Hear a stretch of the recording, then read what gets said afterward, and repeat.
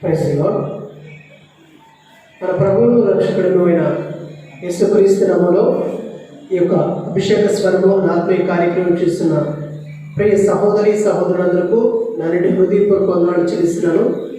ప్రియ సహోదరి సహోదరులారా, దేవుడు తన మహాకృపలో గడిచిన 99 దినాలు కాచి కాపాడి మీ అందరితో దేవుని వాక్యమును పంచుకున్నట్టుకు దేవాది దేవుడు ఇచ్చిన ఈ మహాకృపను బట్టి దేవునికి స్తుతి స్తోత్రములు చెల్లిస్తున్నాను.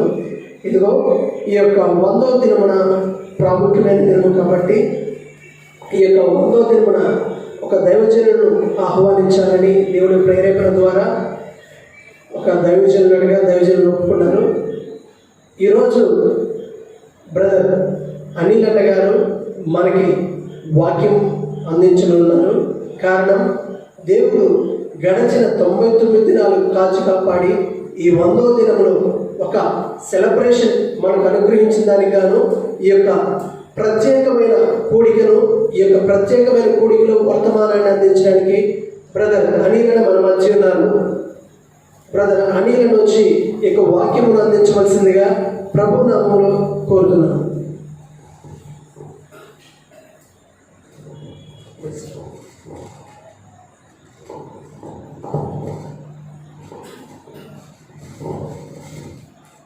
Praise the lord. హల్లెలూయా.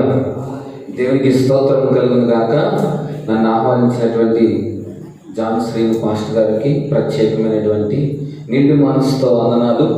ఆయన కృపచేత 99 రోజులు ముగించుకొని 100వ రోజులో ఆశీర్వాదకరంగా ప్రభు జరిగించుకోవడానికి దేవుడు ఇచ్చిన కృపను బట్టి ఒకసారి చప్పట్లు కొట్టి ప్రభుని మహిమపడతాం. హల్లెలూయా.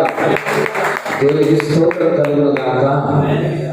ఈ 99 రోజులు ఆగిపోక సాగిపోతూ విశేషమైన కృప చేత దేవుడు తన సేవకులకి ఇచ్చిన దర్శనాన్ని, ఇచ్చిన దేవుని పట్ల ఆ దైవజనుడికి ఇచ్చిన దేవుని సంకల్పాన్ని ప్రభు నెరవేరుస్తూ నడిపిస్తున్న విధానాన్ని బట్టి మరొకసారి ప్రభుకి కృతజ్ఞతాస్తుతులు చెల్లిద్దాం. స్తోత్రమయ్యా, స్తోత్రమయ్యా, స్తోత్రమయ్యా, స్తోత్రమయ్యా, స్తోత్రమయ్యా, స్తోత్రమయ్యా. 99 రోజులు ఆశీర్వాదకరంగా జరిగించిన యేసయ్యా మీకు స్తోత్రమయ్యా, స్తోత్రమయ్యా, స్తోత్రమయ్యా, స్తోత్రమయ్యా, స్తోత్రమయ్యా, స్తోత్రమయ్యా, స్తోత్రమయ్యా, స్తోత్రమయ్యా, స్తోత్రమయ్యా, స్తోత్రమయ్యా. ఈ 100వ రోజు కూడా ప్రభువా పాటల ద్వారా, స్తుతి ఆరాధన ద్వారా మీరు నిలిచి మీరు నాయన మిమ్మల్ని ఆరాధించి గణపరచడానికి మీరు ఇచ్చిన భాగ్యం బట్టి మీకు స్తోత్రమయ్యా, స్తోత్రమయ్యా, స్తోత్రమయ్యా, స్తోత్రమయ్యా, స్తోత్రమయ్యా, స్తోత్రమయ్యా.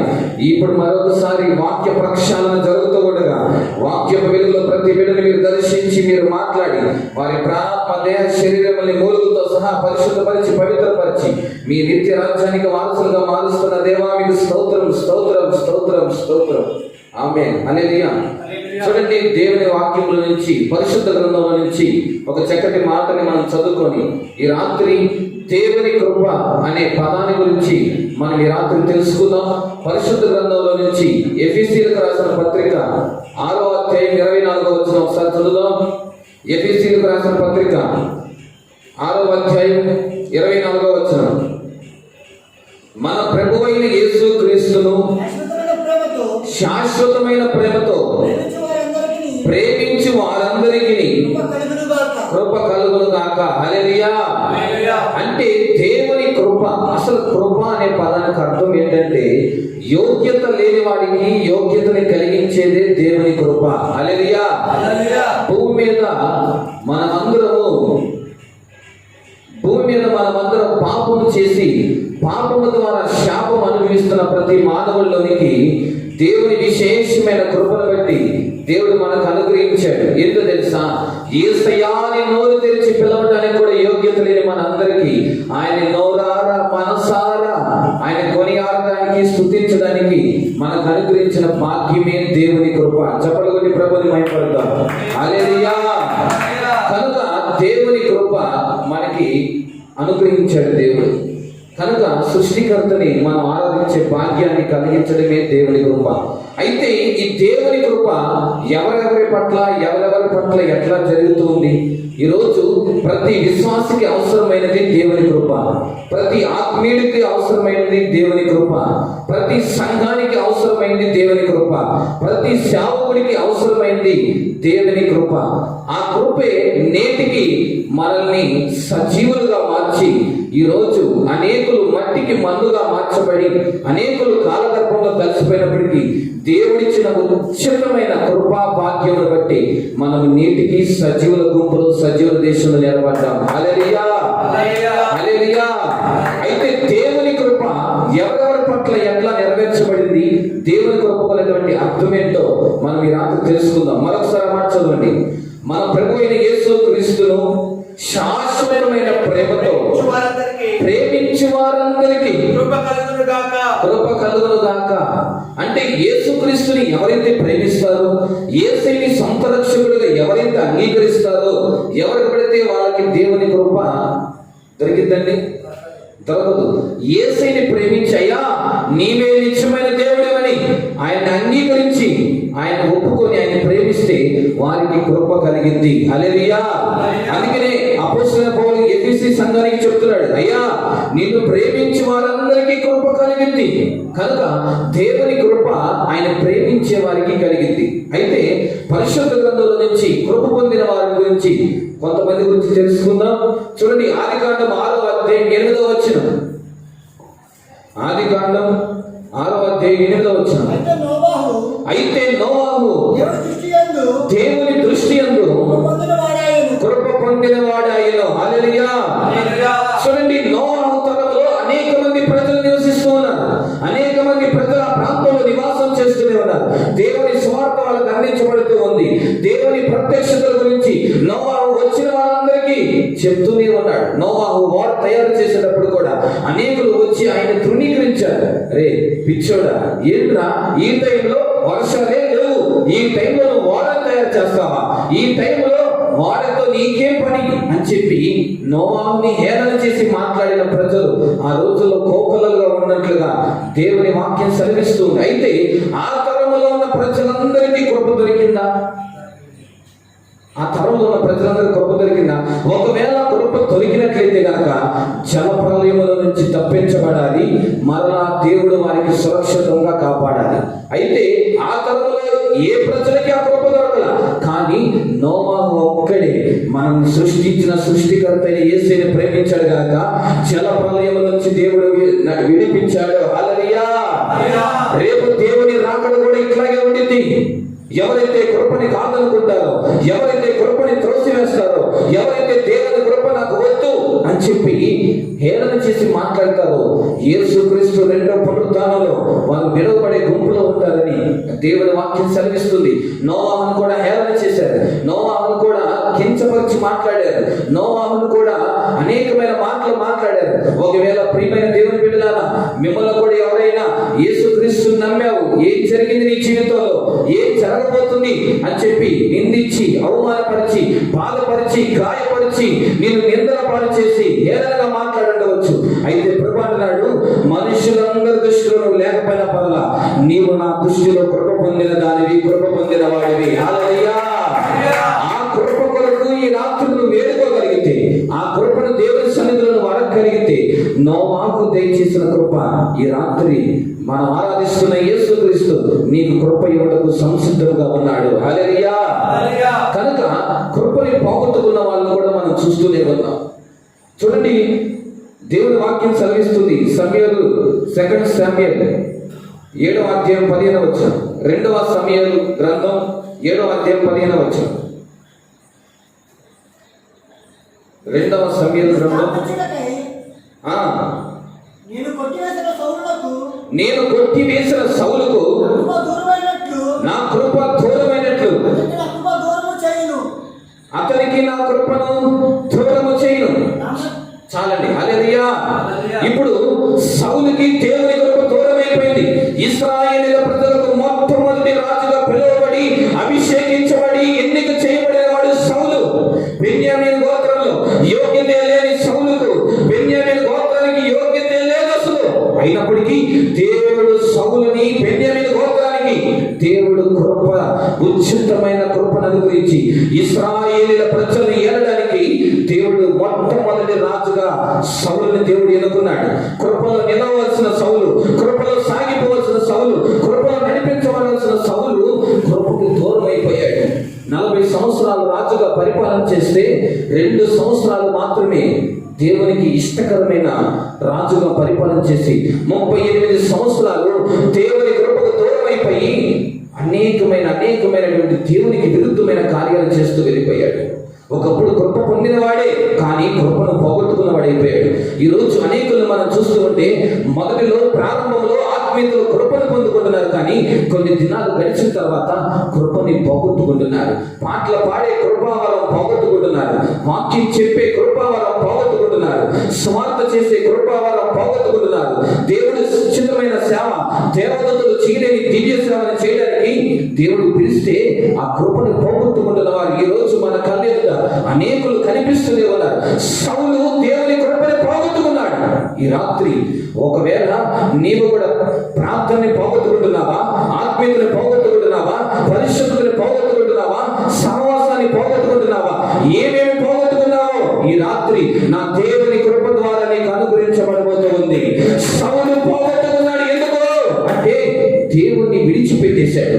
సౌలుకు సొంత చిత్తం అలవాటు అయిపోయింది, సొంత నడిపింపు అలవాటు అయిపోయింది. సౌలుకి దేవుడి ఇష్టం కన్నా తన ఇష్టం ఎక్కువైపోయింది. దేవుడిని ప్రేమించే స్వభావం సౌలులో నుంచి పోయింది. తన సొంత నడిపింపు, సొంత ఆలోచన, సొంత ఉద్దేశాలు సౌలు జీవితంలో రాగానే సౌలు యొక్క పతనము ప్రారంభించబడిపోయింది. ఒకవేళ నీ కుటుంబంలో కానీ నీ వ్యక్తిగతమైన జీవితంలో కానీ ఒకవేళ నీ సొంత ఆలోచన, సొంత నడిపింపు, సొంత ఉద్దేశాలు ఒకవేళ పనిచేస్తే జాగ్రత్త, సౌలు వలె దేవుని కృపకు దూరం అయిపోతావు. కనుక ఈ రాత్రి ప్రభు నీతో తేటగా చెప్తూ ఉన్నాడు, సౌలు కృపని పోగొట్టుకున్నాడు, దావీదుని కృప పొందుకున్నాడు. హల్లెలూయా. ఒకవేళ సౌలు కృపలో నిలిచిన వాడైతే ఒకవేళ దేవుడే బెన్యామీను గోత్రంలోంచి భూమి మీదకు దిగి వచ్చేవాడు. ఒకవేళ సౌలే కృపలో నిలిచిన వాడైతే సౌలు బెన్యామీను గోత్రంలో నుండి పరలోకములో ఉన్న దేవుడి సింహాసన పరిపాలన జరిగేది. మరలా కొత్త నిబంధనలో యూదా గోత్రం నుంచి దేవుడు వచ్చేవాడు కాదేమో, ఒకవేళ బెన్యామీను గోత్రం నుంచి ప్రభు వచ్చేవాడేమో. చెప్పండి, ప్రభుని మహిమపడతాం. హల్లెలూయా. పరలోకపు సింహాసనం నుండి సింహాసనాన్ని పరిపాలించి ఆ కృపని పోగొట్టుకున్నాడు. మరలా యేసుక్రీస్తు ఆ గోత్రం నుంచి వచ్చే భాగ్యాన్ని పోగొట్టుకున్నాడు. ఒకవేళ నీవు కూడా ఒకవేళ ఆ పరిస్థితులకు వెళ్ళిపోతున్నావా? నీవు కూడా ఒకవేళ ఈ రాత్రి అయినా దేవుని చిత్తానికి, దేవుని యొక్క ఉద్దేశానికి, దేవుని కృపకు నువ్వు అప్పగించుకుంటే మరలా ప్రభు ఒక నూతన అధ్యాయాన్ని నీ జీవితంలో ప్రారంభిస్తాడు. కనుక ఈ రాత్రి ప్రభు ఈ లైవ్ ద్వారా నీతో మాట్లాడుతున్న మాట ఏమిటంటే, దేవుని చిత్తం చేయడానికి ఇష్టపడు, దేవుని కృపలో నిలుచుటకు ఇష్టపడు. అనేకులు కృపలో నిలబడలేక పడిపోతున్న అనుభవాన్ని మనం గోకులలుగా చూస్తున్నాం. సౌలు పతనమైపోవడానికి కారణం కృపకు దూరం అయిపోయాడు. చెప్పండి ఒకసారి. సౌలు పడిపోవడానికి బలమైన కారణం ఏంటి? కృపకు దూరం అయిపోయాడు. ఈరోజు అనేకులు కృపకు దూరం అయిపోతున్నారు. ఆ కృప ద్వారానే మనం నిలబడాలి.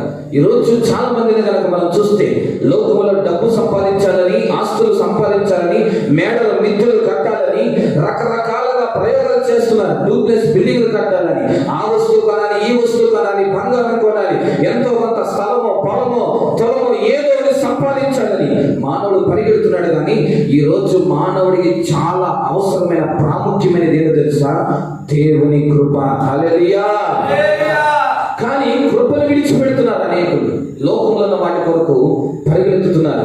మన కంటికి కనిపిస్తున్న ఈ భూమి, ఆకాశము, సముద్రము సమస్తము పంచవేత్రములతో లయమైపోతున్న రోజు రాబోతుంది. యేసు మేఘాలుడే దిగి రాబోతూ ఉన్నాడు. ఆయన కడపల శబ్దం మోగు ఆ సమయం ఆసనమవుతుంది. కనుక నీవు ఇంకా కృపలో నిలబడ్డావా? కృపలోనే సాగుతున్నావా? కృపను పోగొట్టుకున్న వాడి అయిపోయావా? పోగొట్టుకున్న దాని అయిపోయావా? ఈ రాత్రి ప్రభు ఈ వర్తమానం ద్వారా నేను దర్శిస్తున్నాడు. కృపలోకి పోగొట్టుకుంటే ఈ రాత్రి ఆయన కృప దగ్గరికి రా. నిన్ను కృపతో దర్శించి నూతన దర్శనాన్ని, నూతన ప్రణాళికను దేవుడి నీ జీవితంలో ప్రారంభిస్తాడు. ఒకవేళ సౌలు 38 సంవత్సరాలు కృపకు దూరం అయిపోయాడు. ఒకవేళ 38 సంవత్సరాలు కాదు, ఇంకా ఒక్క రోజులో కోల్పోతున్న మనంగా వీని వెంటనే దేవుడు అనుగ్రహించగలిగిన దేవుడు. హల్లెలూయా. దావీదు దేవుని కృపను పొందుకున్నాడు. అనేక సందర్భాల్లో పడిపోయిన అనుభవాలు కనిపిస్తున్నాయి. అయినప్పటికీ వీళ్ళు వెంటనే దేవుని సన్నిధికి వచ్చి కృపను పొందుకున్నాడు. హల్లెలూయా. ఈరోజు కృప చేత దేవుడిని దర్శిస్తున్నాడు. నోవాహుని జలప్రలయం అంటే రాకడలో సూచనలో ఉన్నటువంటి వారిని దేవుడు రాకడలో కాపాడాడు నోవాహుని. ఈరోజు సౌలు కృపని పోగొట్టుకోవడం వల్ల తనకున్న సింహాసనపు స్థితిని పోగొట్టుకున్నాడు. తన కనుసైగులోనే అన్నీ జరుగుతాయి. రాజు అంటే ఎవరైనా ఆయన మాట, రాజు మాట ఎవరైనా వినాల్సిందే. ఆ మాట చేయను, ఆ పని చేయను అనేవాళ్ళు ఉంటారా? ఒకటి గుర్తుపెట్టుకోండి, మనము ఒకవేళ సౌలు యేసయ్య ఒక్కడి మాట వినుంటే తన రాజ్యమంతా ఆయన మాట వినేది. ఇప్పుడు యేసయ్య ఒక్కడి మాటను విను, ప్రపంచమే నీ మాట వినింది. హల్లెలూయా. కృపకి ఎంత సాధ్యమో అసాధ్యమైన కార్యాలను సాధ్యపరచగలిగింది కృప. అతి కృప చేతలు నింపబడాలని దేవుడు నీ పట్ల ఈ రాత్రి ఒక ప్రత్యేకమైన ప్రణాళికను దేవుడు ఉద్దేశించి నీతో మాట్లాడుతున్నాడు. కృప దగ్గరికి రాగలవా? ఏం లేదు, నువ్వు కృప పొందుకోవాలంటే, అయ్యా నా మనసంతా నీవే ఉన్నావయ్యా, నేను ప్రేమిస్తున్నానయ్యా, నీ కృప తోడుగా ఉండాలయ్యా, కృప చేత నేను నడిపించబడాలయ్యా అని చెప్పి మనం చెప్పే స్థాయిలోనికి మనం రావాలి. ఎఫెసీయులకు రాసిన పత్రిక 2వ అధ్యాయం 5వ వచనంలో కూడా ఒక మాట రాయబడి చూడండి. ఎఫెసీయులకు రాసిన పత్రిక 2వ అధ్యాయం 5వ వచనం.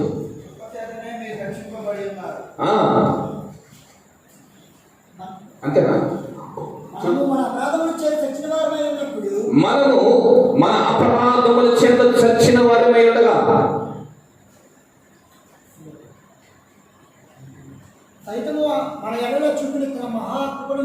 మహాకృపను బట్టి ప్రేమ చేత మనల్ని క్రీస్తుతో కూడా. చూడండి, ఇక్కడ కూడా ఇంకో మాట చెప్తున్నాడు. ప్రేమ చేత.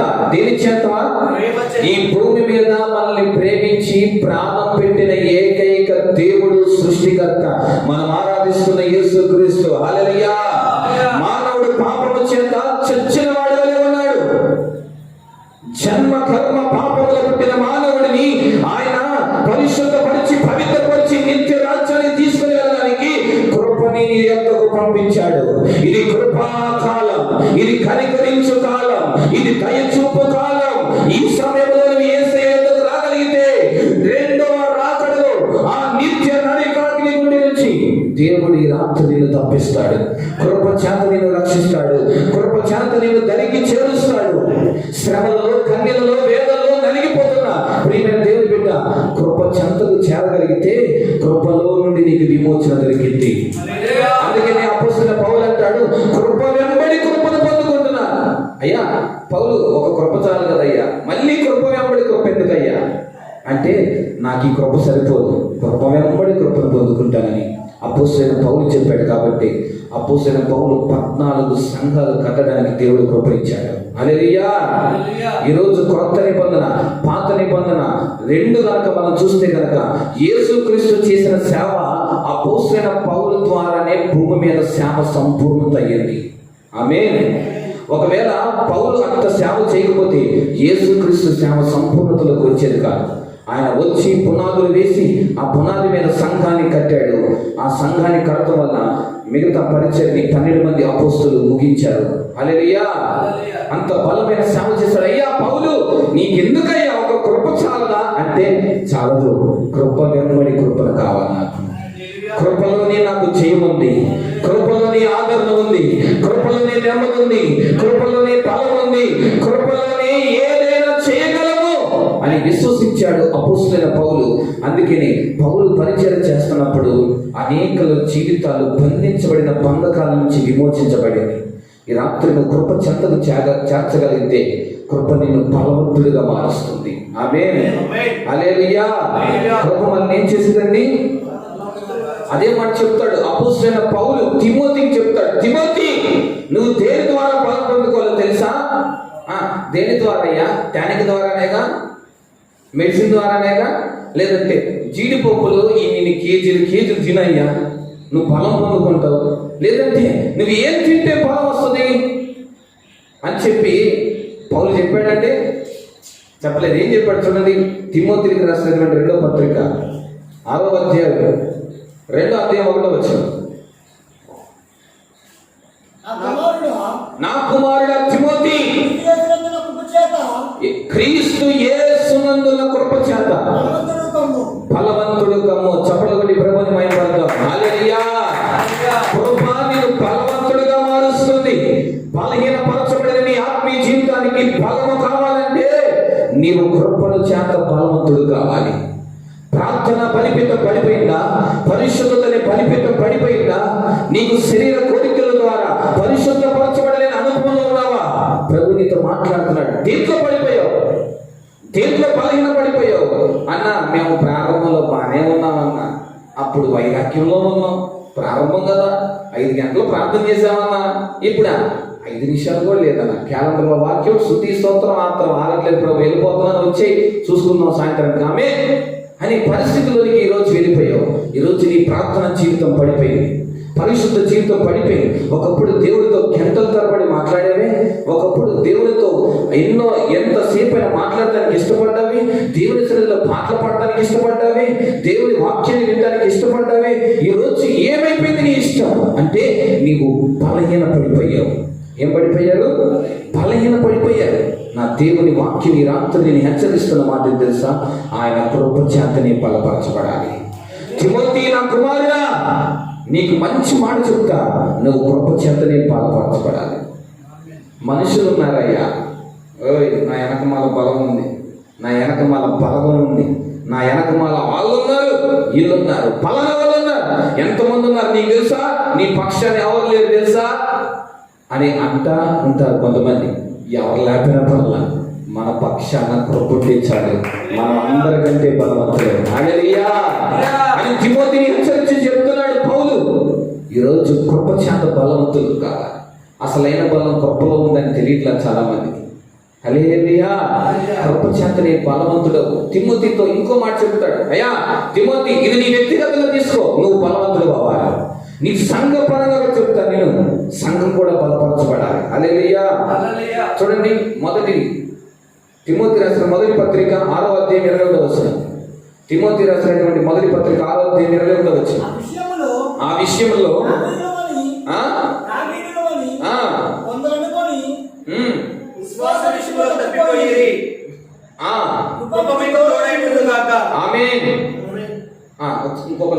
నాకు స్పష్టంగా వినపడదు. ఆ విషయంలో ఏంటిది? మాకు అన్నీ తెలుసు, మాకు తెలుసుకోవాల్సిందే లేదు, మేము బైబిల్ చదివి నవ్వేశాం. కొందరు అనుకుంటారంట మేము అన్ని విషయంలో ప్రావీణ్యత కలిగిన వాళ్ళం, మాకు తెలియదు ఏముంది. హల్లెలూయా. మేము అన్ని విషయాల్లో ప్రావీణ్యత కలిగిన వాళ్ళం, మేము పాడితే మామూలు ఉండదు. హల్లెలూయా. సచిన డెడ్ బాడీ లేచింది. మేము పాడితే ఆ రోజుల్లో మా పాస్టర్ గారు పక్కన కుడి చేయి నేనే, ఎడమ చెయ్యి మరి కాళ్ళు చేతులు ఎవరు మరి. హల్లెలూయా. ఈరోజు అనేకులు మేము ప్రావీణ్యత కలిగిన వారు అనుకుంటున్నారు. మేము పాట పాడగలం, ప్రసంగం చేయగలం, మేము ఏదైనా చేయగలం, చేసి చూపిస్తామని అనేకులు మేము ప్రావీణ్యత కలిగిన వాళ్ళం. ఏంటిది? ప్రావీణ్యత కలిగిన వారు అంటున్నారా? కానీ విశ్వాస విషయంలో తప్పిపోయారంట. హల్లెలూయా. అంటే కొంతమంది పాట వరకే, ప్రార్థన వరకే, పరిచర్య వరకే, కానీ విశ్వాసం చూపించే విషయంలో ఈరోజు కనుమరుగైపోయింది. చాలా మంది ప్రార్థన చేసుకోవడానికి వస్తూ ఉంటారు. కొంతమంది వచ్చినప్పుడు, అన్న మా భర్త తాగుడు నుంచి మార్చబడాలని ప్రార్థన చేయండి అన్న అంట. సరైన ప్రార్థన చేస్తాం. వాళ్ళు బయటికి వెళ్ళగానే, వాడు సన్నాసుడు అన్న నా భర్త, వాడెప్పుడు మారాలి, వాడెప్పుడుకి మారడం అంటే మనం ఇక్కడ ప్రార్థన చేసింది, ఉపవాసాలు ఏం లేదు. అంటే ఈమెకి ఏం లేదు, ఇప్పుడు విశ్వాసం లేదు. కొంతమంది ప్రార్థన చేస్తారు, ఏదైనా కార్యక్రమాల గురించి కానీ ఏదైనా సందర్భాల గురించి ప్రార్థన చేస్తాం. ఇక్కడ ప్రార్థన చేసినప్పుడు ప్రభువా నువ్వు చేసావు స్తోత్రం, నువ్వు చేసావు స్తోత్రం అంటాం. బయటికి వెళ్ళగానే ఏం చేస్తాడు, 20 సంవత్సరాలు సీనియారిటీ, ఏం లేదా అయిపోయింది. అంటే కొంతమందికి మందిరంలో ఉన్నప్పుడే విశ్వాసం, మందిరం బయటికి వెళ్తే. కొంతమంది ఈ మధ్య బాగా నేర్చుకున్నారు, గాల్లో దీపం పెట్టి దేవుడా అంటే దేవుడి దిగి వస్తాడా, నీ పని నువ్వు చేయాలిగా. అందుకని హెబ్రీ పత్రికలో లేఖనం సెలవిస్తుందిగా 11వ అధ్యాయంలో, అదృశ్యమైన వాటి యొక్క నిజ స్వరూపమే విశ్వాసం అనేది అన్నాడు. లేని దాన్ని ఉన్నట్టుగా చేయగలిగినదేగా విశ్వాసం. నీ బ్రతుకులో ఆగిపోయిన కార్యాలు నీ జీవితంలో ఆగిపోయి ఇక జరగదు, ఇక చేయడమేగా విశ్వాసం. హల్లెలూయా, హల్లెలూయా. ఈరోజు ఇంత సేవ చేస్తున్న మేము చెప్పగలిగిన మాట ఏంటంటే ఏమీ లేదు మా దగ్గర. ఆయన ఇచ్చిన కృప విశ్వాసము చేతనే ఈ పరిచర్య కొనసాగించబడుతుంది. హల్లెలూయా. ఇప్పుడు విశ్వాసంలో ఎట్లా ఉండాలి? కొంతమంది విశ్వాసం ఏమైపోయారంట? చదవండి. విశ్వాస విషయంలో తప్పిపోయింది. యేసు ప్రభు అన్నాడు సువార్తలో, అయ్యా నేను అంత్య దినములలో విశ్వాసమును కనుగొంటానా. అసలు ప్రభువే డౌట్ వేసాడంటే ఇంక మన పరిస్థితి ఏంటి? హల్లెలూయా. అంటే విశ్వాసిగా ఉన్నవాడు విశ్వాసి కాదా? కొంతమంది మేము అన్ని తెలుసు అనుకున్నారు, ప్రావీణ్యత కలిగిన వారే, కానీ అయ్యా బిడ్డ, ఒకటి కృపలో తప్పిపోయావు, రెండు విశ్వాసంలో తొలగిపోయావు. తప్పిపోతున్నారని చెప్పి పౌలు హృదయాంతరంగా నుంచి వేదంతో వస్తున్నాడు ఈ మాట. అయ్యా విశ్వాసం నుంచి తప్పిపోయావు. ఒకప్పుడు నీ ప్రార్థన జీవితం ఏంటి? ఇప్పుడు నీ ప్రార్థన జీవితం ఏంటి? ఒకప్పుడు నీ విశ్వాసం ఏంటి? ఈరోజు నీ విశ్వాస జీవితం ఏంటి? బలిపీఠపు ప్రార్థన అనుభవం బద్దలైపోయిందా? ఇక నేను చేయలేను అనుకుంటున్నావా? ఎందుకు నాకు ఈ జీవితం, నేను చనిపోతే బాగుండు, ఇక నా వల్ల కాదు, ఈ విశ్వాస పోరాటాన్ని నేను ముందుకి కొనసాగించలేనని చెప్పి బాధతో, దుఃఖంతో, వేదంతో చూస్తున్నావా? ప్రభు నిన్ను దర్శిస్తున్నాడు. మరలా లే, నా కృప నీకు బలవంతులుగా మార్చింది. ఆమేన్. కృప చేత బలవంతులు కావాలి. దేని ద్వారా? ఇప్పుడు నీకు ఏది అవసరం? నీ ఇంటికి ఫ్రిడ్జ్ అవసరం, నీ ఇంటికి ఏసీ అవసరం. అది కాదమ్మా, అది కాదయ్యా. ఈ రోజు నీకు దేవుని కృప చాలా అవసరమైనది. హల్లెలూయా. ఆయన కృప నీకు తోడై ఉంటే విశ్వాసులు బలమైన విశ్వాసులుగా మార్చబడతారు.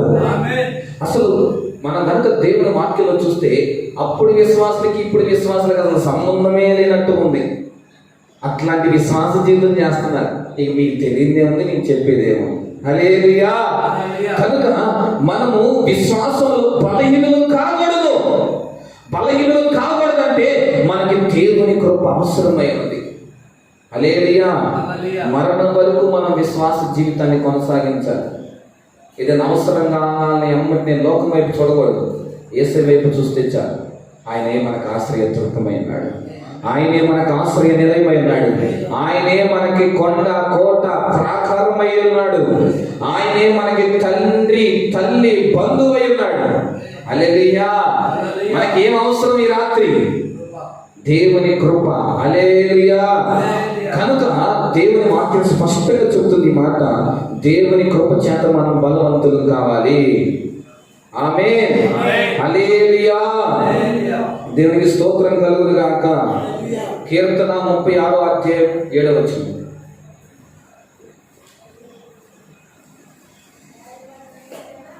దేవా నీ కృప ఎంతో అమూల్యమైనది. దేవా నీ కృప ఎంతో అమూల్యమైనది. ఆయన కృప ఎట్లాంటిదంట? ఎంతో అమూల్యమైనది. ఎంతో అమూల్యమైనదంట. హల్లెలూయా. ఆయన కృపని ఏమని వర్ణించగలం, ఏమని వివరించగలం? చెప్పిన రాసిన మాటలకి అందరిది, చేతలకి రాతలకి అందరిది ఆయన కృప. ఆయన కృప ఏమని వివరించగలం అండి మనం? ఆయన కృప గురించి ఏమని చెప్పగలం? ఎంతో అమూల్యమైనదంట. భూమి మీద మనకు అమూల్యమైనది ఏంటి అంటే మనుషులు రకరకాలు చెబుతారు. అది అమూల్యమైంది అన్న, బంగారం అమూల్యమైంది అన్న, వెండి అన్న, ముత్యం అన్న, ఇంకా రకరకాలు చెప్తారు. కానీ భూమి మీద మనకి అమూల్యమైంది దేవుని కృప. హల్లెలూయా. చదవండి మాస్టర్. చూడండి, ఈ రాత్రి ఆయన రెక్కల నీడలోకి రావాలి. ఆయన రెక్కల నీడని ఆశ్రయిస్తున్నారు అంటే ఈ రాత్రి అమూల్యమైన కృపను ఆశ్రయించాలి. అమూల్యమైన కృప రెక్కల నీడలోనికి రాత్రి నువ్వు రావాలి.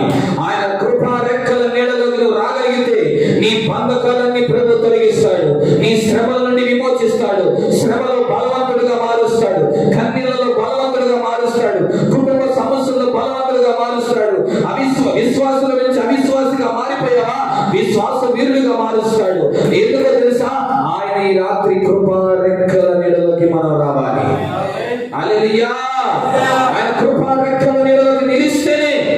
మనం ఈ రాత్రి బలవంతులుగా మార్చబడతాం.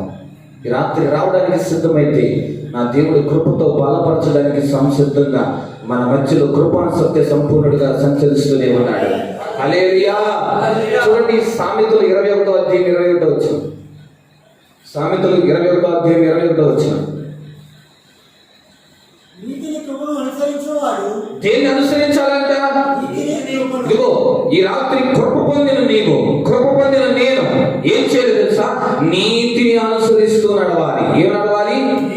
కృప పొందిన నీవు. ఈ రాత్రి ప్రభు నీతో చెప్తున్నాడు కదా, ఈ లైవ్ చూస్తున్న నీతో ప్రభు చెప్తూ ఉన్నాడు, ఇది ఈ యూట్యూబ్ ద్వారా నీతో చెప్తున్నాడు ప్రభు. ఏంటో తెలుసా? ఈ రాత్రి కృపను పొందుకునేదా కాదు, కృపతో పాటు నీతిని అనుసరించేదానిగా మారిపోవాలి, నీతిని అనుసరించే వాడిగా మారిపోవాలి. నీతి మంతులు ఖర్జూరపు వృక్షం వలె మోవ వేస్తారు. నీతి మంతుల కొరకు యేసుక్రీస్తు మరలా తిరిగి రాబోతూ ఉన్నాడు.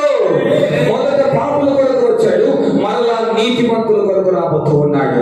ఎవరైతే భూమి మీద నీతిమంతులుగా మార్చబడతారో, నాగు మచ్చ కలంకము లేని వధువు సంఘం కొరకు నీతిమంతుల కొరకు దేవుడు రాబోతూ ఉన్నాడు. హల్లెలూయా. చదవండి. జీవమును నీతిని ఘనతను పొందును. హల్లెలూయా. ఏం పొందుకుంటారంట? జీవము అంటే, జీవం అంటే ఏంటి?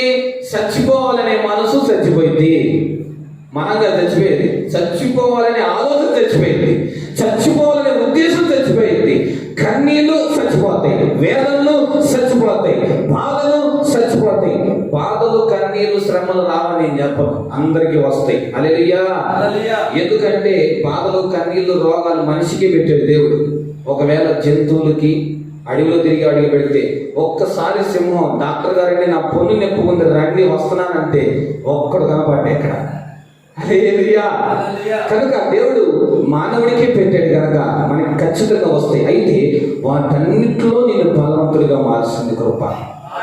హల్లెలూయా. జీవాన్ని అంటే జీవించేవాడిగా మారుస్తుంది కృప. దేన్ని అనుసరిస్తే? నీతిని అనుసరిస్తే. నీతిని అనుసరిస్తే జీవం ఏమైపోతుందంట? నీ కాళ్ళ దగ్గర పడింది. ఏం పడింది? కాళ్ళ దగ్గర వచ్చి పడింది జీవం. హల్లెలూయా. ఎండిన ఎముకల్లో జీవాన్ని ఎట్లా కలుగజేశాడు దేవుడు? పడిపోయిన నీ పరిస్థితులన్నింటినీ మరలా జీవంతో చిగురింప చేయగలడు ఈ రాత్రి నుంచి. ఆమేన్. చదవండి. జీవమును నీతిని. చూడండి, నీతిని ఘనతను. ఈ రోజు పేరు కోసం ఎన్ని చేస్తున్నారో. హల్లెలూయా. మానవుడు చేయని ప్రయత్నమే లేదండి. నన్ను అందరూ చూడాలి, నన్ను 10 మంది పొగడాలి, 10 మంది అసలు అసలు ఎక్కడికి వెళ్ళినా నా పేరే చెప్పుకోవాలి. ఏంటంట? ఎక్కడికి వెళ్ళినా నా పేరే చెప్పుకోవాలి. 10 మంది చూసి నన్ను చప్పట్లు కొట్టాలి. నేనంటే ఏమనుకుంటున్నావు అసలు అని చెప్పి ఘనత కోసం పరిగెత్తుతున్నారు. బాబు, ఈ రోజు రాత్రితో నీవు తెచ్చుకునే ఘనత వద్దయ్యా. నీవు కృపతో నీతిమంతుడుగా జీవించగలిగితే, అనుసరించగలిగితే ఈ రాత్రి నుంచి ఘనత కూడా నీ కాళ్ళ దగ్గరకు వచ్చి పడింది. ఆమేన్. హల్లెలూయా. ఈ రోజు ఘనత కోసం మనుషులే దాన్ని ప్రాకులాడుతున్నాడు. ఈరోజు అనేకులు ఆత్మీయులే ఘనత కోసం ప్రాకులాడుతున్నారు. ఘనత కోసమే అనేకులు పరిగెత్తుతున్నారు. ఈరోజు నన్ను చూడాలి, అందరూ నేను చేయాలి, ఏదో ఒక వింత చేయాలి అని చెప్పి ఘనత కోసం పరిగెడుతున్న ప్రజలను మనం ఎంతమందిని చూస్తున్నామండి. ఈరోజు ఆయన కృప పొందుకొని నీతిని అనుసరించడం నేర్చుకో. ఏంటిది అంటే అర్థం ఏంటంటే చాలా మందికి తెలియదు. నీతి అంటే ఏంటన్నా అంటే వాక్యం ఏది చెప్తే అట్లా జీవించేదే నీతి. హల్లెలూయా. పాపమేదో, పరిశుద్ధత ఏదో, లోకమేదో, దేవుని సన్నిధి ఏదో వివేచన కలుగు చేయగలిగిన పరిశుద్ధాత్ముడు మనకు తోడుగా ఉన్నాడు కనుక ఆయనే నిన్ను నడిపిస్తాడు. ఆయనే నిన్ను ఆశీర్వాదకరంగా నీతి మార్గంలో నడిపిస్తాడు. అందుకే నేను రోమీయులకు రాసిన పత్రిక 8వ అధ్యాయంలో మనకు లేఖనం చదివిస్తుంది, ఆత్మ శరీర క్రియలను చంపేస్తుంది. ఏం చేస్తుంది? 8వ అధ్యాయము 13 అనుకుంటా, చూడండి ఒకసారి. మీరు శరీరానుసారంగా ప్రవర్తించిన ఎడల చావవలసిన వారే ఉన్నారు. కానీ ఆత్మచేత ఏం చేస్తారంట? ఆత్మచేత శరీర క్రియలను చంపేస్తాం. హల్లెలూయా. పాత నిబంధనలో కంటే క్రొత్త నిబంధనలో పరిశుద్ధాత్ముడు మన పక్కనే. అందుకే యోహాను సువార్త అంటాడు, పరిశుద్ధాత్ముడు నీతో ఉంటాడంట. చప్పట్లు కొట్టి ప్రభువుని మహిమపడతాం. హల్లెలూయా.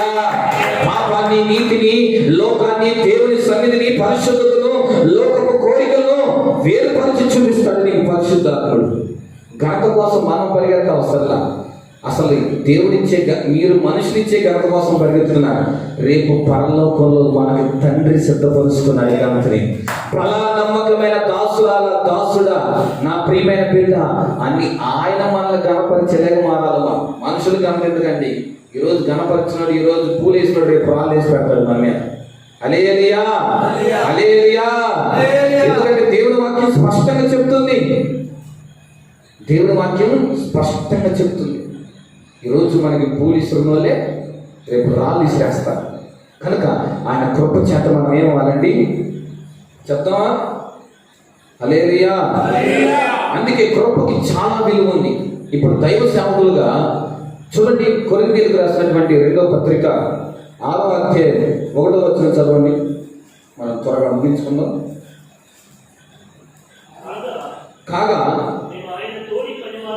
మేము ఆయన తోటి పనివారమై, మీరు ఎవరు ఏం పొందారంటే మీరందరూ ఈరోజు సబ్జెక్ట్ ఏంటి? దేవుని కృప. హల్లెలూయా. ఇప్పుడు చెప్తున్నాడు, ఏం చెప్తున్నాడు? మీరు పొందారు. ఈ రాత్రి నేను దేవుని కృపను పొందానని చెప్పి ధైర్యంగా చెప్పండి ఒకసారి చేతులెత్తి. నేను దేవుని కృపను పొందాను ఈ రాత్రి. నేను బలవంతుణ్ణి, నేను బలహీనుడు కాదు. నేను ప్రార్థనలో బలవంతుణ్ణి, పరిశుద్ధతలో బలవంతుణ్ణి, దేవుని సన్నిధిలో బలవంతుణ్ణి, లోకంలో కూడా బలవంతుణ్ణి. ఆమేన్. మీకు ఇచ్చిన దేవుని కృప. అయ్యో ప్రియమైన దేవుని ప్రజలారా, వాక్యమండిన దేవుని బిడ్డ, దేవుని కృపను వ్యర్థం చేసుకోవద్దు. అంటే అర్థం ఏంటి? కృప వ్యర్థమైందా లేదా కొంతమందిలో? దానికి బెస్ట్ ఎగ్జాంపులే సౌలయ్యాడు.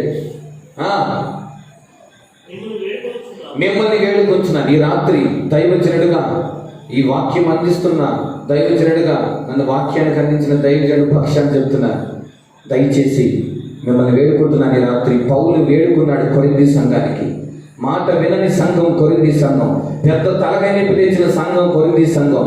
వీళ్ళు ఇది చేద్దామంటే ఇది ఒక్కటే చేయొద్దు, ఏదేం చేద్దామంటారు వీళ్ళు. ప్రార్థన పెట్టుకుందామంటే అన్నో ప్రార్థన ఒక్కటే వద్దు, ఏదైనా చేద్దాం. డ్యాన్స్ ప్రోగ్రామా ఎగురుతాం, ఇంకేమైనా చేద్దామా, కానీ రైట్ అవసరమైతే మేమే చందాలు వేసుకుంటాం, మేమే ముందుకు వస్తాం అని చెప్పి మాట వినని సంఘంగా కొరింథీ సంఘం ఉంటే, పౌలుని బాగా ఏడిపించిన సంఘమే కొరింథీ సంఘం. హల్లెలూయా. అందుకని పౌలు అన్నాడు, కొరింథీ సంఘాన్ని వేడుకుంటున్నాడు, అయ్యా దేవుడిచ్చిన కృపను వ్యక్తపరచుకోమని.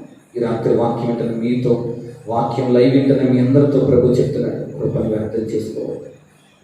ఒకవేళ కృపను పోగొట్టుకుంటే నోవాహు జలప్రలయం లాంటి రాకడలో విడబడిపోతాం.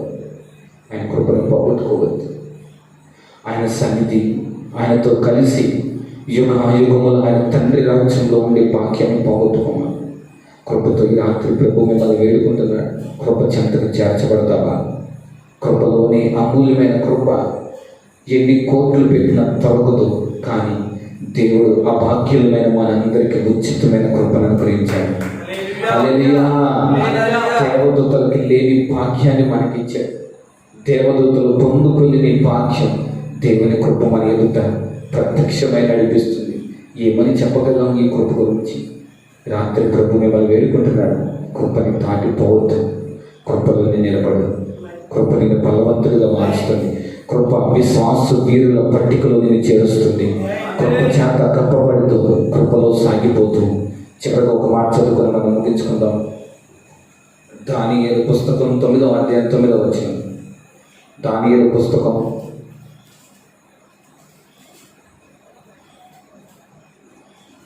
9వ అధ్యాయం. మేము ఇదిగో చూడండి, ఆయన దేవునికి విరోధంగా తిరుగుబాటు చేశారంట. అయితే ఆయన ఈ రాత్రి ఏమై ఉన్నాడు? నువ్వు ఈ రాత్రి ప్రభు నీతో మాట్లాడుతున్నాడు. అందరూ నగలు చూడండి. హల్లెలూయా. ఈ రాత్రి ప్రభు నీతోనే సూటిగా మాట్లాడుతున్నాడు. ఏంటో తెలుసా? నువ్వు ఎంత ఘోరమైన తిరుగుబాటు చేసినా, ఎంత ఘోరమైన పాపం చేసినా, వ్యభిచారమే చేసినా, పాపము కోరికలు చేసినా, ఏమి చేసినా దేవుడి రాత్రి కృపా క్షమాపణతో నిన్ను క్షమించడానికి సంసిద్ధమై సియోను నుండి భూమి మీదకి దిగి వచ్చి ఈ రాత్రి నీతో మాట్లాడుతున్నాడు. నేను క్షమించే దేవుడిని, నా కృపతో మిమ్మల్ని క్షమించబోతున్నాను ఈ రాత్రి. కనుక కృపని వ్యక్తపరచుకోమాకు, కృపని దాటుకుని వెళ్ళమాకు. ఒకవేళ బహుశా కృప ఈ రాత్రి నీకు చివరి గడియవచ్చు. కృప ఈ రాత్రి నిన్ను విడిచి నిన్ను దాటి వెళ్ళే పరిస్థితి రావచ్చేమో. కృప కోసం వేడుకో. ఎన్నిసార్లు తిరుగుబాటు చేశావు? దేవుడికి ఇష్టం లేని కార్యాలు ఎన్నిసార్లు చేశావు? దేవుడు మెచ్చనివి ఎన్నిసార్లు నీ జీవితంలో చేశాడు? తండ్రి కూడా దాసము కూర్చొని నిన్ను చూసి ఏడుస్తూ ఉన్నాడు. కుమార్తె, కుమారుడా, నిన్ను కృప చేత బలవంతుడిగా మారిస్తే సాతానుగాడి వేసే బంధకంలో బంధించబడిపోయి నలిగిపోతూ నాకు దూరం అయిపోయి అయిష్టమైన కార్యాలు చేస్తావా అని ప్రభు అంటున్నాడు. ఈరోజు మానవుడు పాపం చేయడానికి భయంకరమైన పరిస్థితులు ఎదురు వచ్చినాయి. ఒకప్పుడు పాపం చేయడానికి మానవుడు ఎత్తుక్కునేవాడు, కానీ ఈరోజు పాపమే మానవుని ఎత్తుకుంటూ వచ్చేస్తుంది. కనుక ప్రభువు చెప్తున్నాడు, తిరుగుబాటు చేయమా, దేవునికి ఇష్టలేని కార్యాలు చేయమా. ఆయన ఈ రాత్రి కృపా క్షమాపణ కలిగిన దేవుడుగా నీ ఎదుట ప్రత్యక్షమయ్యాడు. మార్చుకుంటావా? జలప్రలయమైన రాకడల నుండి నోవాహు తప్పించబడినట్లుగా రెండవ పునరుత్థానంలో దేవుడు నేను లేపడానికి రాబోతూ ఉన్నాడు. అతి త్వరగా సమీపించబోతూ ఉన్నాడు. ఆయన ఎట్లా వస్తాడో తెలియదు, దొంగ వలె వస్తాడు అని ప్రభు చెప్పాడు. సిద్ధపరచబడతావా? నోవాహు సిద్ధపరచబడ్డాడు. మనుషులు అనుకునే చూడమాకు. నోవాహు కూడా మనుషులు ఎన్నైనా అనుకున్నాయి, మనుషులతో నాకు సంబంధం లేదు. ఏం చెప్పండి? మనుషులతో నాకు సంబంధం లేదు, నాకు దేవుడితోనే సంబంధం. అందుకని మనుషులు ఎంతమంది ఎన్ని అనుకున్నా మనం పట్టించుకోకుండా ఆత్మీయ యాంకర్ని నోవాహు జరిగిస్తూనే వచ్చాడు. ఈరోజు ఒకవేళ నోవాహులా నిన్ను అంటున్నారా, భయపడమా, నువ్వు రాకలో నిలబడతావు, రాకడలో నువ్వు ఎత్తబడి గుంపులో ఉంటావు. ఈ రాత్రి కృప క్షమాపణ కలిగిన దేవుడిగా నీ ఎదుట ప్రత్యక్షమయ్యాడు.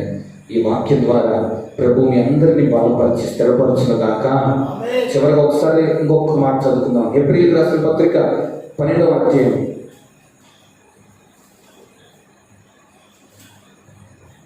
15వ వచనం. మీలో ఎవరైనాను దేవుని కృప పొందకుండా తప్పిపోవునేమో అని చేదైన వేరు ఏదైనా మొలిచి కలవరపరచటం వలన అనేకులు అపవిత్రులవుతారేమో అనియు. చదవండి.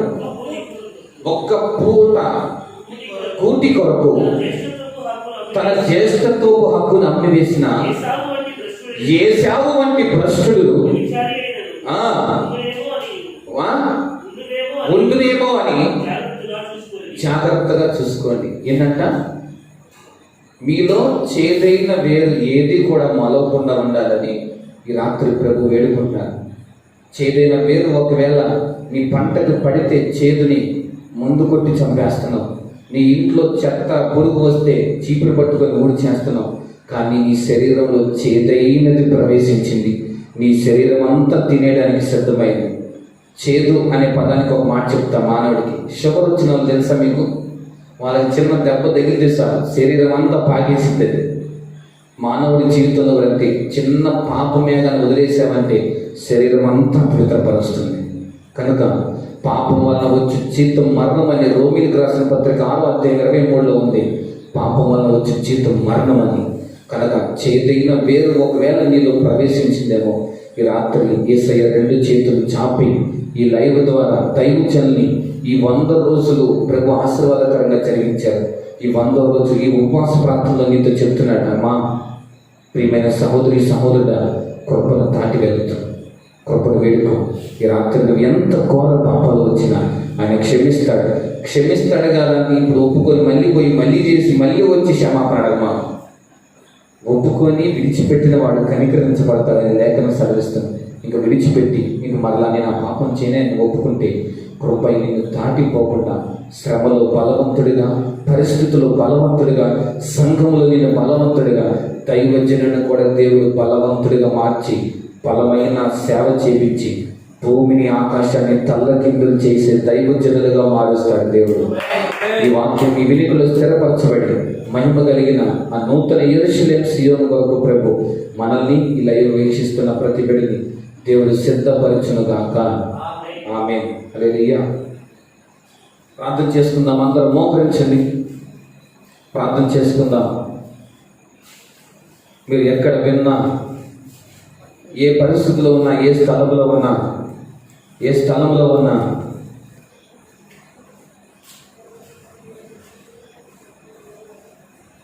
ఏ పరిస్థితుల్లో ఉన్నా ప్రార్థన చేసుకో. ప్రభువా, పరిశుద్ధుడా, నేను ఎన్నోసార్లు నీ కృపను దాటుకొని వెళ్ళాడు. సౌలు కృపని పోగొట్టుకున్నాడయ్యా. ఈరోజు అనేకులు కృపని పోగొట్టుకుంటున్నారయ్యా. మేము కృపని పోగొట్టుకున్న వారి వల్లే ఉండకూడదయ్యా. కృపని పొందుకోవాలి యేసయ్యా.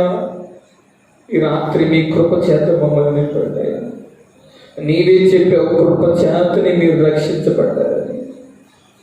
చేదైన వేరు మాలో ఏమైనా ప్రవేశించిందేమో నాయనా, ఈ రాత్రి దాన్ని దయపరచయ్యా. ఎన్నోసార్లు నీకు తిరుగుబాటు చేశాం. ఇశ్రాయేలు ప్రజలు ఎన్నిసార్లు తిరుగుబాటు చేశారు అయ్యా. ఎన్నిసార్లు మీకు గాయాల పాలుగా మార్చబడిన అనుభవాలు కనిపించినాయి అయ్యా. ఈ రాత్రి ఈ 100 రోజు ఉపవాస ప్రార్థన మీరు మాట్లాడారయ్యా. మాకు కృపని వరముగా ఇచ్చారయ్యా. మేము ఈ భూమి మీద మాకు అన్నీ ఉన్నాయి, కానీ కృప లేదు. కృపని వేడుకోవాలన్నారు ప్రభువా. తిమోతి, మనుషుల బలం మీద ఆధారపడద్దు. నువ్వు కృప చేతనే బలవంతుడు కావాలి. కృప చేతనే బలం పొందుకోవాలి. కృపలోనే నువ్వు వీరుడుగా మార్చబడాలి. కృపతోనే పాపాన్ని జయించాలి. కృపతోనే పరిశుద్ధ జీవితం సాధ్యం. కృపతోనే పాపము కోరికల మీద సాధ్యం. పాపము నేటికి ఏదైనా చేయగలిగింది. అర్హత లేని వారికి అర్హతనిచ్చేది కృప. పాపిని పరిశుద్ధుడిగా మార్చేది దేవుని కృప. ఈ రాత్రి కృపని ఎందుకు వస్తూ ఉంది? ఆయన కృప క్షమాపణ కలిగిన దేవుడిగా నీకు ప్రత్యక్షమయ్యాడు. ఈ రాత్రి కృప చేతకు చేర్చబడతావా? కృపలో ఆయన కృపని ఆశ్రయిస్తావా? అమూల్యమైన కృప నీ ఎందుకు వస్తూ ఉంది. కృపని పొందుకో. కృప చేత నింపబడు.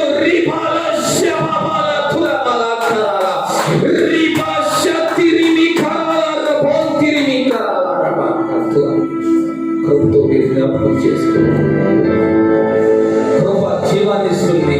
కృప ఘనతనిస్తుంది. కృప చేతని మేము నింపబడాలి.